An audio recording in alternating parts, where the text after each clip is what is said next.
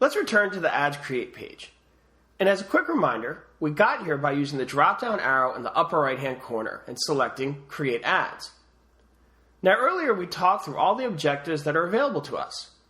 And for this course, we will be focusing on the clicks to website objective.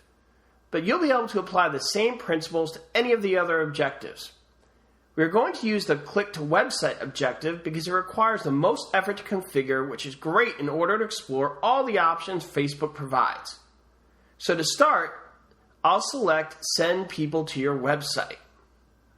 We have the option to enter the URL that we are promoting. We want to link to the page traffic should arrive on, not the home page of our website. This is called a landing page. It is where people who click through your ad should, land on your website. For example, if you are promoting a property, enter the URL of the page on your site that has the property. If your ad is designed to get buyers, enter a URL of a page on your website that talks about you working with buyers. Do not just have them go to the home page. After you enter the URL, the page will refresh and Facebook is going to automatically pull images and assets from this URL, or at least it's going to do its best. It usually grabs your logo and maybe an image or two from the web page. It might not work properly if you're using a custom tracking code from Google or another third party, but typically that will not be the case for you, so you should be fine. Let's type in the URL that you want to promote, and then select Enter.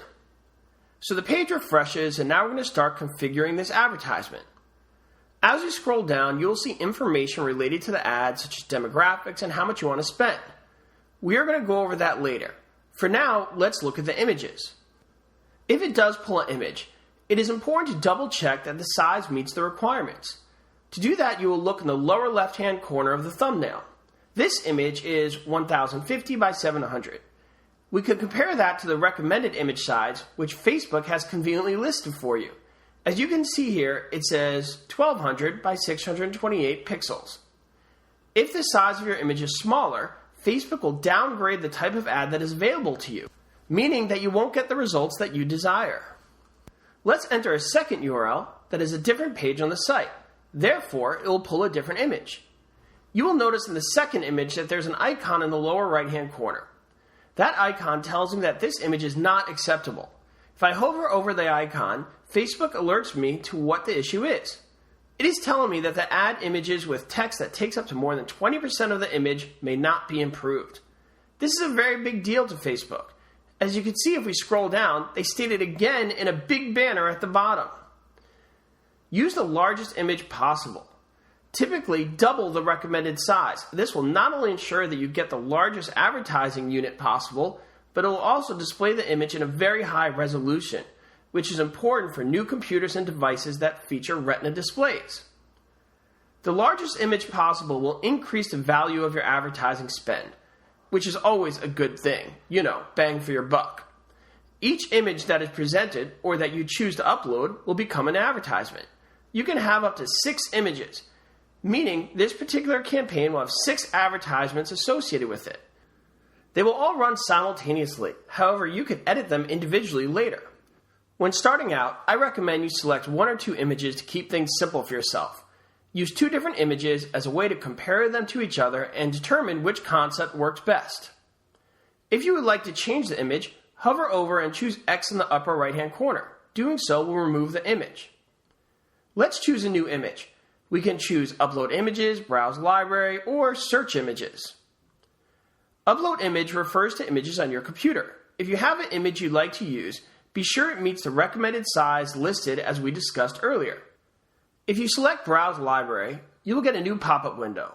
This section contains images uploaded previously in the ad tool or those images you've included on your Facebook page. There is a helpful filter at the top of the page which will let you toggle between types. You can also use free stock images, which is actually a fantastic option because you can have beautiful images that you know will conform to Facebook standards. That can save you a lot of time and frustration. When looking for a stock image, we can enter our search terms in the top bar to find related images. I am going to type in the word property. Facebook automatically starts searching. Look at these great images. Let's also try words like house. And while we're at it, why not try the word real estate agent? I will talk more about choosing a great image in a later video, so be sure to review that in more detail. Do not be afraid to use generic stock images. There are so many images to choose from that you'll have no problem finding an image that fits your professional persona. These are high-quality images that will look great. Chances are they will look way better than the images you take on your own, with all due respect to your photography skills, which I'm sure are amazing. Once you've selected your fantastic image, choose Done to exit this window. One last thing you want to do is double-check the position of your image. You can do this by selecting the Reposition Images option at the bottom of the screen. Here we can click and drag this window to select the appropriate alignment. And in the upper right-hand corner, we'll get a preview of how that image will appear. Once you're satisfied with the positioning, choose Done at the bottom right. At this point, you are light years ahead of your competition, and we are not even close to done. When you are done with this course, it is going to be incomprehensible how agents function without this knowledge.